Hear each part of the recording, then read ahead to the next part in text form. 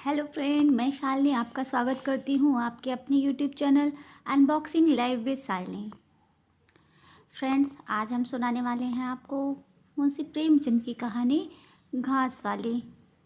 चलिए शुरू करते हैं। घास वाली। मूलिया हरी हरी घास का गट्ठा लेकर आई तो उसका गेहुआ रंग कुछ तमतमाया हुआ था और बड़ी बड़ी मद भरी आंखों में शंका समाई हुई थी। महावीर ने उसका तमतमाया हुआ चेहरा देखकर पूछा, क्या है मूलिया, आज कैसा जी है? मूलिया ने कुछ जवाब न दिया। उसकी आंखें डबडबा गई। महावीर ने समीप जाकर पूछा, क्या हुआ, बताती क्यों नहीं? किसी ने कुछ कहा है? अम्मा ने डांटा है? इतनी उदास क्यों है? मूलिया ने सिसक कर कहा, कुछ नहीं हुआ। क्या है, अच्छी तो हूँ। महावीर ने मूलिया को सिर से पांव तक देखा। चुपचाप रोएगी, बताएगी नहीं? मूलिया ने बात टाल कर कहा, कोई बात भी हो तो क्या बताऊं? मूलिया इस ऊसर में गुलाब का फूल थी। गेहुआ रंग, हिरन की सी आंखें, नीचे खिंचा हुआ चिबुक, कपोलों पर हल्की लालिमा, बड़ी बड़ी नुकीली पलकें, आंखों में एक विचित्र आर्द्रता जिसमें एक स्पष्ट वेदना, एक मूक व्यथा झलकती रहती थी। मालूम नहीं चमारों के इस घर में वह अप्सरा कहाँ से आ गई थी। क्या उसका कोमल फूल सा गाती से योग्य था? सर पर घास की टोकरी रखकर बेचने जाती। उस गांव में भी ऐसे लोग मौजूद थे जो उसके तलवे के नीचे आंखें बिछाते थे, उसकी एक चितवन के लिए तरसते थे, जिनसे अगर वह एक शब्द भी बोलती तो वो निहाल हो जाते। लेकिन उसे आए साल भर से अधिक हो गया, किसी ने भी उसे किसी युवक की तरफ ताकते या बातें करते नहीं देखा था। वह घास लिए हुए निकलती तो ऐसा मालूम होता मानो उषा का प्रकाश सुनहरे आवरण में रंजित अपनी छटा बिखेरता जाता हो। कोई गजलें गाता, कोई छाती पर हाथ रखता, पर मूलिया नीची आंख किए अपनी राह चली जाती। लोग हैरान होकर कहते, इतना अभिमान? महावीर में ऐसे क्या सुर खाप के पर लगे हैं? ऐसा अच्छा जवान भी तो नहीं है, ना जाने यहाँ कैसे उसके साथ रहती है। मगर आज ऐसी बात हो गई जो इस जाति की युवतियों के लिए तो चाहे गुप्त संदेश होती, किंतु मूलिया के लिए हृदय का सूल थी। प्रभात का समय, पवन आम की बोर के सुगंध से मतवाला हो रहा था। आकाश पृथ्वी पर सोने की वर्षा कर रहा था। मूलिया सिर पर झौवा रखे घास छीलने चली तो उसका गेहुआ रंग प्रभात की सुनहरी किरणों से कुंदन की तरह चमक उठा। एकाएक युवक चैन सिंह सामने से आता हुआ दिखाई दिया। मूलिया ने चाहा कि कतरा कर निकल जाए, मगर चैन सिंह ने उसका हाथ पकड़ लिया और बोला, मूलिया, तुझे क्या मुझ पर जरा सी भी दया नहीं आती? मूलिया का वो फूल सा खिला हुआ चेहरा ज्वाला की तरह दहक उठा। वह जरा भी नहीं डरी, जरा भी न झिझकी। झवा जमीन पर गिरा दिया और बोली, मुझे छोड़ दो, नहीं मैं चिल्लाती हूँ। चैन सिंह को आज जीवन का एक नया अनुभव हुआ। नीची जातों में रूप माधुर्य का इसके सिवा और काम ही क्या है? वह ऊंची जात वालों का खिलौना बने। ऐसे कितने ही मार्क उसने जीते थे, पर आज मूलिया के चेहरे का रंग, उसका क्रोध, उसका अभिमान देखकर उसके छक्के छूट गए। उसने लज्जित होकर उसका हाथ छोड़ दिया। मूलिया वेग से आगे बढ़ी। संघर्ष की गर्मी में चोट की व्यथा नहीं होती, पीछे से टीस होने लगती है। मूलिया जब कुछ दूर निकल गई तो क्रोध और भय तथा अपनी बेकसी को अनुभव करके उसकी आंखों में आंसू भर आए। उसने कुछ देर जब्त किया, फिर सिसक सिसक कर रोने लगी। अगर वह इतनी गरीब न होती तो आज किसी की मजाल थी इस तरह उसका अपमान करता। वह रोती जाती और घास छीलती जाती थी। महावीर के क्रोध को वह जानती थी। अगर उससे कह दे तो वह उस ठाकुर के खून का प्यासा हो जाएगा, फिर न जाने क्या हो। इस ख्याल से उसके रोए खड़े हो गए, इसलिए उसने महावीर के प्रश्नों का कोई उत्तर ना दिया। दूसरे दिन मूलिया घास के लिए ना गई। सास ने पूछा, तो क्यों नहीं जाती? और सब तो चली गई।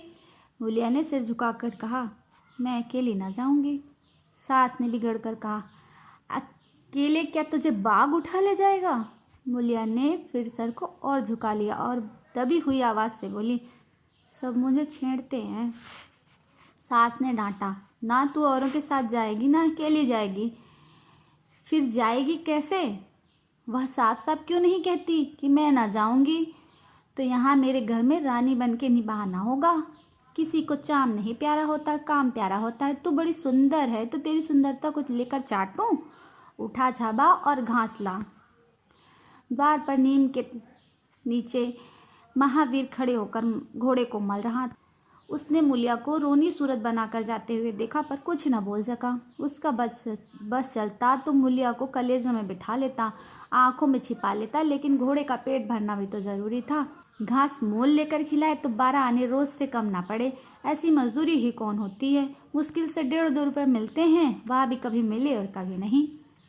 जब से सत्यानाशी लारियां चलने लगी हैं, इक्के वालों की बधिया बैठ गई है। कोई सेंध भी नहीं पूछता। महाजन से 150 रुपये उधार लेकर इक्का और घोड़ा खरीदा था, मगर लारियों के आगे इक्के को कौन पूछता है। महाजन का सूद भी तो न पहुंच सकता था, मूल का कहना ही क्या।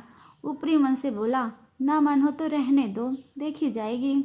इस दिलजोई से मुहिया निहाल हो गई। बोली, घोड़ा क्या खाएगा। आज उसने कल का रास्ता छोड़ दिया और खेतों की मोड़ से होती हुई चली गई। बार बार सतर्क आंखों से इधर उधर ताकती जाती। दोनों तरफ ऊख के खेत खड़े थे। जरा भी खड़खड़ाहट होती उसका जी सन्न हो जाता कि कहीं कोई ऊख में छिपा न बैठा हो। मगर कोई नई बात ना हुई। ऊख के खेत से निकल गए, आमों का बाग निकल गया, सिंचे हुए खेत नजर आने लगे। दूर के कुएं पर पुर चल रहा था। खेतों की मोड़ों पर हरी हरी घास जमी हुई थी। मूलिया का जी ललचाया कि यहाँ आधे घंटे में जितनी घास छिल जाएगी, सूखे मैदान में दोपहर तक न छिलेगी। यहाँ देखता ही कौन है, कोई चिल्लाएगा तो चली जाऊंगी। वह बैठकर घास छीलने लगी और 1 घंटे में उसका झाबा आधे से ज़्यादा बढ़ गया। वह अपने काम में इतनी तन्मय थी कि उसे चैन सिंह के आने की खबर ही ना हुई। एकाएक उसने आहट पाकर सिर उठाया तो चैन सिंह खड़ा था। मूलिया की छाती धक हो गई। जी में आया भाग जाए, झाबा उलट दे और खाली झाबा लेकर चली जाए। पर चैन सिंह ने कई गज के फासले से ही रुककर कहा, डर मत, भगवान जानता है मैं तुझसे कुछ ना बोलूँगा। जितनी घास है छील ले, मेरा ही खेत है। मूलिया के हाथ सुन्न हो गए, खुरपी हाथ में जम सी गई। घास नजर ही ना आती थी। जी चाहता था जमीन फट जाए और उसमें समा जाऊं। जमीन आंखों के सामने तैरने लगी।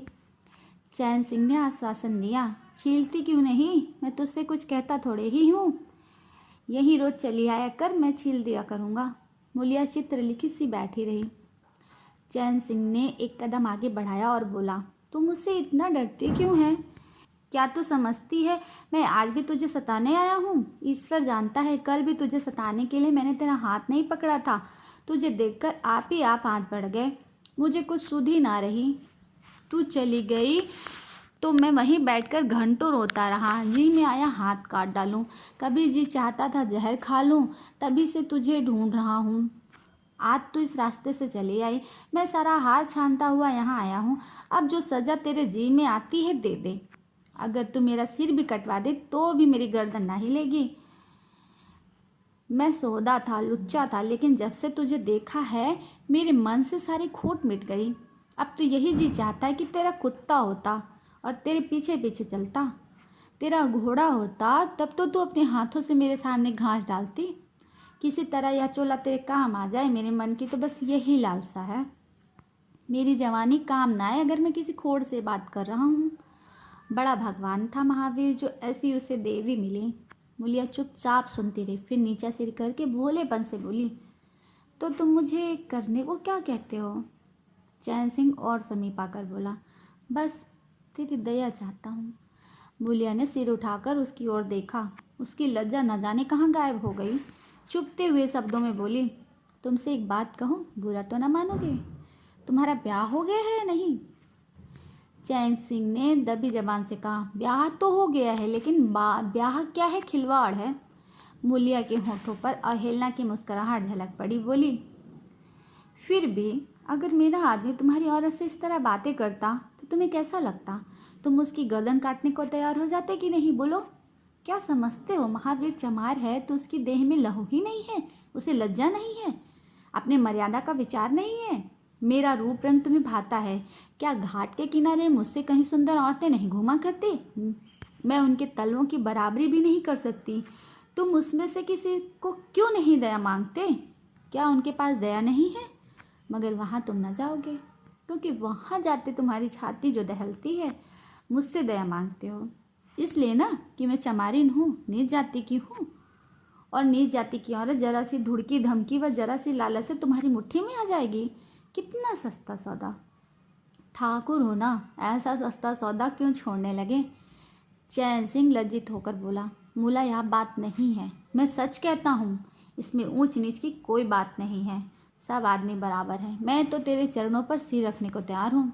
मूलिया, इसलिए ना कि जानते हो मैं कुछ नहीं कर सकती। जाकर किसी खतरानी के चरणों पर सिर रखो तो मालूम हो कि चरणों पर सिर रखने का क्या फल मिलता है। फिर यह सिर तुम्हारी गर्दन पर ना रहेगा। चैन सिंह मारे सर के जमीन में गड़ा जाता। उसका मुंह ऐसा सूख गया मानो महीनों की बीमारी से उठा हो, मुंह से बात न निकलती। मूलिया इतनी वाकपटु है, इसका उसे गुमान भी ना था। मूलिया फिर बोली, मैं भी रोज बाजार जाती हूँ, बड़े बड़े घरों का हाल जानती हूँ। मुझे किसी बड़े घर का नाम बता दो जिसमें कोई साइस, कोई कोचवान, कोई कहार, कोई पंडा, कोई महाराज न घुसा बैठा हो। या सब बड़े घरों की लीला है और वह औरतें जो कुछ करती हैं ठीक करती हैं। उनके घर वाले भी तो चमारिनों और कहारिनों पर जान देते फिरते हैं, लेना देना बराबर हो जाता है। बेचारे गरीब आदमियों के लिए यह बातें कहाँ, मेरे आदमी के लिए संसार में जो कुछ भी हूँ मैं ही हूँ। वह किसी दूसरी मेहरारू की ओर आंख उठाकर भी नहीं देखता। संजोग की बात है कि मैं तनिक सुंदर हूँ, लेकिन मैं काली कलूटी भी होती ना तब भी वह मुझे इसी तरह रखता। इसका मुझे विश्वास है। मैं चमारिन होकर भी इतनी नीच नहीं हूँ कि विश्वास का बदला खोट से दूँ। हाँ, वह अपने मन की करने लगे, मेरी छाती पर मूंग दलने लगे तो मैं भी उसकी छाती पर मूंग दलूंगी। तुम मेरे रूप के ही दीवाने हो ना। आज मुझे माता निकाल आए, कानी हो जाऊं तो मेरी ओर ताकोगे भी नहीं। झूठ कहती हूँ तो बोलो। चैन सिंह ने इनकार ना कर सका। मूलिया ने उसी गर्व से भरे हुए स्वर में कहा, लेकिन मेरी एक नहीं दोनों आंखें फूट जाएं तब भी वह मुझे इसी तरह रखेगा, मुझे उठाएगा, बैठाएगा, खिलाएगा। तुम चाहते हो मैं ऐसे आदमी के साथ कपट करूं? जाओ, अब मुझे कभी ना छेड़ना, नहीं अच्छा ना होगा। जवानी जोश है, बल है, दया है, साहस है, आत्मविश्वास है, गौरव है और सब कुछ जो जीवन को पवित्र, उज्जवल और पूर्ण बना देता है। जवानी का नशा घमंड है, निर्दयता है, स्वार्थ है, शेखी है, विषय वासना है, कटुता है और वह सब कुछ जो जीवन को पशुता, विकार और पतन की ओर ले जाता है। चैन सिंह पर जवानी का नशा था। मूलिया के शीतल छींटों से नशा उतर गया। जैसे उबलती हुई चाशनी पर पानी के छींटे पड़ जाने से फेन मिट जाता है, मैल निकल जाती है और निर्मल शुद्ध रस निकलता है, जवानी का नशा जाता रहा, केवल जवानी रह गई। कामिनी के शब्द जितनी आसानी से दीन और ईमान को गारत कर सकते हैं, उतनी ही आसानी से उनका उद्धार भी कर सकते हैं। चैन सिंह उस दिन से दूसरा ही आदमी हो गया। गुस्सा उसकी नाक पर रहता था। बात बात पर मजदूरों को गालियां देना, डांटना और पीटना उसकी आदत थी। असामी उससे थर थर कांपते थे। मजदूर उसे आते देखकर अपने काम में चुस्त हो जाते थे, पर ज्यों ही उसने पीठ फेरी उन्होंने चिलम पीना शुरू किया। सब दिल में उससे जलते थे, उसे गालियां देते थे। मगर उस दिन से चैन सिंह इतना दयालु, इतना गंभीर, इतना सहनशील हो गया कि लोगों को आश्चर्य होता था। कई दिन गुजर गए। एक दिन संध्या समय चैन सिंह खेत देखने गया। पुर चल रहा था। उसने देखा एक जगह नाली टूट गई है और सारा पानी बाहर चला जाता है। क्यारियों में पानी बिल्कुल भी नहीं पहुंचता, मगर क्यारी बनाने वाली बुढ़िया चुपचाप बैठी है। उसे इसकी जरा भी कोई फिक्र नहीं है कि पानी क्यों नहीं आता। पहले यह दशा देखकर चैन सिंह अपने आपे से बाहर हो जाता। उस औरत की उस दिन की मजदूरी काट लेता और पुर चलाने वालों को घुड़कियां जमाता, पर आज उसे क्रोध नहीं आया। उसने मिट्टी लेकर नाली बांध दी और खेत में जाकर बुढ़िया से बोला, तू यहाँ बैठी है और सब पानी बाहर जा रहा है। बुढ़िया घबरा कर बोली, अभी खुल गई होगी राजा, मैं अभी जाकर बंद कर देती हूँ। यह कहती हुई वह थर थर काँपने लगी। चैन सिंह ने उसकी दिलजोई करते हुए कहा, भाग मत, भाग मत, मैंने नाली बंद कर दी है। बूढ़ो कई दिन से दिखाई नहीं दिए, कहीं काम पर जाते हैं कि नहीं? बुढ़िया गदगद होकर बोली, आजकल तो खाली ही बैठे हैं भैया, कहीं काम नहीं लगता।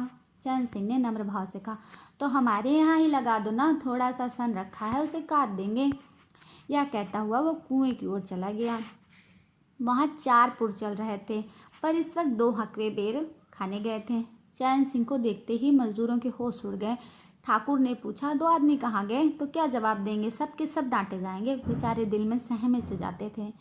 चैन सिंह ने पूछा, वह दोनों कहाँ चले गए? किसी के मुंह से आवाज़ ही ना निकली। सहसा सामने से दोनों मजदूर धोती के कोने में बेर भरे आते दिखाई दिए। खुश खुश बात करते चले आ रहे थे। चैन सिंह पर निगाह पड़ी तो दोनों के प्राण सूख गए।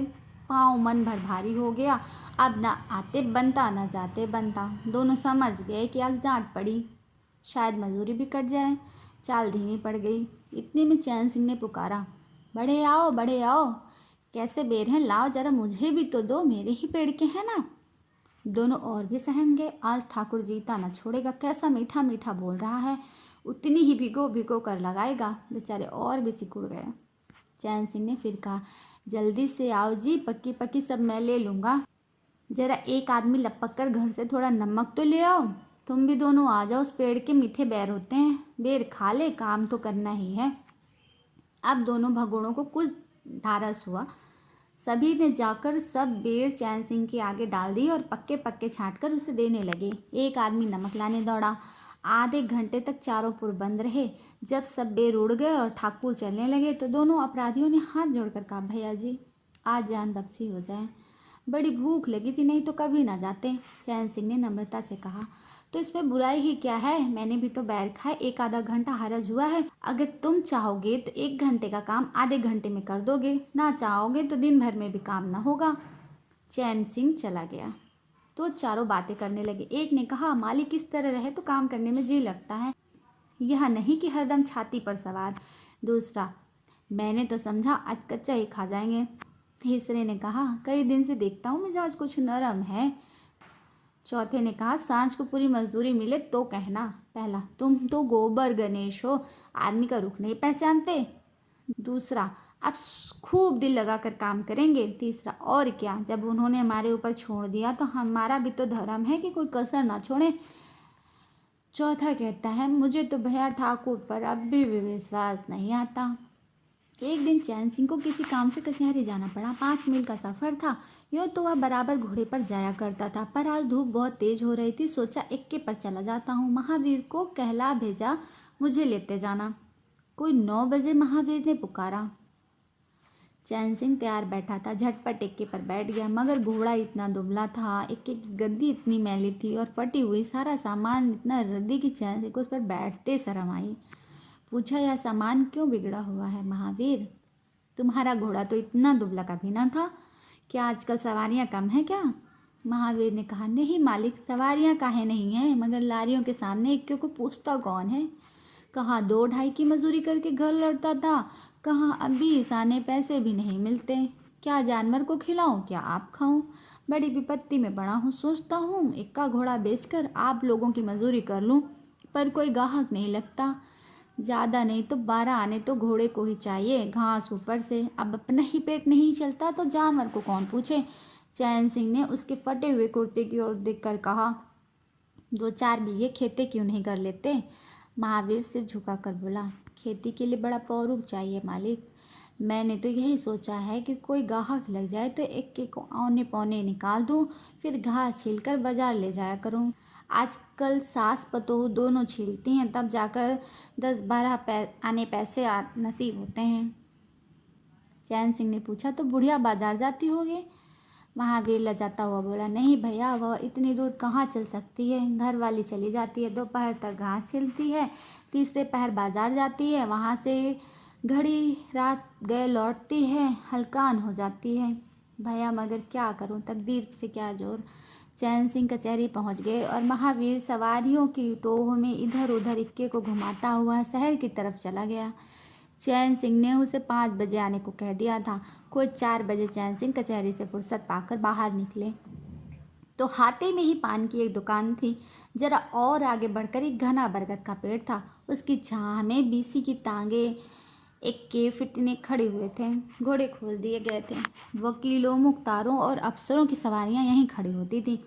चैन सिंह ने पानी पिया, पान खाया और सोचने लगा कि कोई लारी मिल जाए तो जरा शहर चला जाऊं। इसी पर उसकी निगाह एक घास वाली पर पड़ गई, जो सिर पर घास का झाबा रखे साइयों से मोल भाव कर रही थी। चैन सिंह का हृदय उछल पड़ा। या तो मूलिया है, बनी ठनी एक गुलाबी साड़ी पहने कोचवान से तोल मोल कर रही थी। कई कोचवान जमा हो गए थे। कोई उससे दिल लगी करता तो कोई घूरता था, कोई हंसता था। एक काले कलूटे कोचवान ने कहा, मूला, घास तो उड़ के अधिक से अधिक 6 आने की है, मूलिया ने उन्माद पैदा करने वाली आंखों से देखा और कहा, 6 आने पर लेना है तो सामने घसियारे ने बैठी हैं, चले जाओ, 2-4 पैसे कम में ही पा जाओगे। मेरी तो 12 आने से कम में ना जाएगी। एक अधेड़ कोचवान ने फिटन के ऊपर से कहा, तेरा ज़माना है, 12 आने नहीं 1 रुपया मांग। लेने वाले झक मारेंगे और लेंगे। निकलने दे वकीलों को, अब देर नहीं है। एक तांगे वाले ने, जो गुलाबी पगड़ी बांधे हुए था, बोला, बुढ़ऊ के मुंह में पानी भराया। अब मूलिया काहे को किसी की ओर देखेगी। चैन सिंह को ऐसा क्रोध आ रहा था कि इन दुष्टों को जूतों से पीटे। सब के सब कैसे उसकी ओर टकटकी लगाए ताक रहे हैं, आंखों से पी जाएंगे जैसे। और मूलिया भी कितनी खुश है, ना लजाती है, ना झिझकती है, ना दबती है। कैसा मुस्कुरा मुस्कुरा कर, रसीली आंखों से देख देख कर, सिर का आंचल खिसका खिसका कर, मुंह मोड़ मोड़ कर बातें कर रही है। वही मूलिया जो शेरनी की तरह तड़प उठी थी। इतने में 4 बजे। अमले और वकील मुख्तारों का एक मेला सा निकल पड़ा। अमले लारियों पर दौड़े, वकील मुख्तार इन सवारियों की ओर चले। कोचवान ने भी चटपट घोड़े जोते। कई महाशयों ने मूलिया को रसिक नेत्रों से देखा और अपनी अपनी गाड़ियों पर जा बैठे। एकाएक मूलिया घास का झाबा लिए एक फिटन के पीछे दौड़ी। फिटन में एक अंग्रेज फैशन के जवान वकील साहब बैठे थे। उन्होंने पावदान पर घास रखवा ली और जेब से कुछ निकालकर मूलिया को दिया। मूलिया मुस्कुराई। दोनों में कुछ बातें भी हुई जो चैन सिंह न सुन सके। एक क्षण में मूलिया प्रसन्न मुख घर की ओर चली। चैन सिंह पान वाले की दुकान पर विस्मित की दशा में खड़ा रहा। पान वाले ने दुकान बढ़ाई, कपड़े पहने, केबिन का द्वार बंद किया और नीचे उतरा तो चैन सिंह की समाधि टूटी।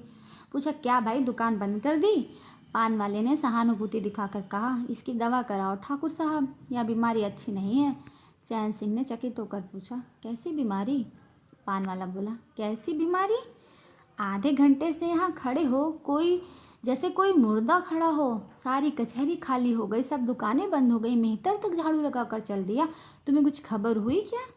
यह बुरी बीमारी है, जल्दी दवा करवा लो। चैन सिंह ने छड़ी संभाली और फाटक की ओर चला कि महावीर का इक्का सामने से आता दिखाई दिया। कुछ दूर इक्का निकल गया तो चैन सिंह ने पूछा, आज कितने पैसे कमाए महावीर? महावीर ने हंसकर कहा, आज तो मालिक दिन भर खड़ा ही रहा, किसी ने बेगार में भी न पकड़ा, ऊपर से 4 पैसे की बीड़ी और पी गया। चैन सिंह ने जरा देर के बाद कहा, मेरी एक सलाह है, तुम मुझसे 1 रुपया रोज़ लिया करो, बस जब मैं बुलाऊं तो इक्का लेकर आ जाया करो।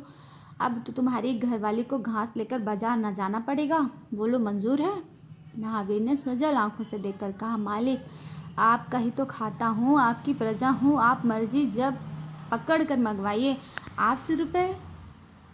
चैन सिंह ने बात काट कर कहा, नहीं, मैं तुमसे बेगान नहीं लेना चाहता, तुम मुझसे 1 रुपया रोज़ ले जाया करो, घास लेकर घरवाली को बाजार मत भेजा करो, तुम्हारी आबरू मेरी आबरू है। और भी रुपए पैसे का जब काम लगे बेखटक चले आया करो। हाँ देखो, मूलिया से इस बात की भूल कर भी चर्चा ना करना, क्या फ़ायदा। कई दिनों के बाद संध्या समय मूलिया चैन सिंह से मिली। चैन सिंह असामियों से मालगुजारी वसूल करके घर की ओर लपका जा रहा था कि उसी जगह जहाँ उसने मूलिया की बाँह पकड़ी थी, मूलिया की आवाज़ कानों में आई। उसने ठिठक कर पीछे देखा तो मूलिया दौड़ी आ रही थी। बोला, क्या है मूला, क्यों दौड़ती है? मैं तो खड़ा हूँ, मूलिया ने हाँफते हुए कहा, कई दिन से तुमसे मिलना चाहती थी, आज तुम्हें देखा तो बस दौड़ी आई। अब मैं घास बेचने नहीं जाती। चैन सिंह ने कहा, बहुत अच्छी बात है, क्या तुमने मुझे कभी घास बेचते देखा है? हाँ, एक दिन देखा था। क्या महावीर ने तुमसे सब कहा? मैंने तो मना कर दिया था। वह मुझसे कोई बात नहीं छुपाता। दोनों एक क्षण चुप रहे, कि किसी को कोई बात ही ना सोचती हो। एकाएक मूलिया ने मुस्कुरा कर कहा, यहाँ तुमने मेरी बाँह पकड़ी थी। चैन सिंह ने लज्जित होकर कहा, उसको भूल जाओ मूला, मुझ पर जाने कौन सा भूत सवार था। मूलिया गदगद कंठ से बोली, उसे क्यों भूल जाऊं? उसी बाँह गहे की लाज तो निभा रहे हो। गरीबी आदमी से जो चाहे कराए, तुमने मुझे बचा लिया। फिर दोनों चुप हो गए। जरा देर के बाद मूलिया ने फिर कहा, तुमने समझा होगा मैं हंसने बोलने में मगन हो रही। चैन सिंह ने बलपूर्वक कहा, नहीं मूलिया, मैंने एक क्षण के लिए भी ऐसा नहीं समझा। मूलिया मुस्कुरा कर बोली, मुझे तुमसे यही आशा थी और है। पवन सिंचे हुए खेतों में विश्राम करने जा रहा था। सूर्य निशा की गोद में विश्राम करने जा रहा था और उस मलिन प्रकाश में चैन सिंह मूलिया की विलीन होती हुई रेखा को खड़ा देख रहा था।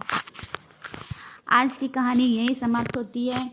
हम मिलते हैं नेक्स्ट एपिसोड में किसी और कहानी के साथ। तब तक के लिए बाय।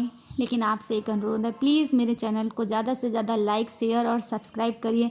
अगर आपको ये कहानी अच्छी लगती है तो कमेंट करके मुझे ज़रूर बताइए। धन्यवाद।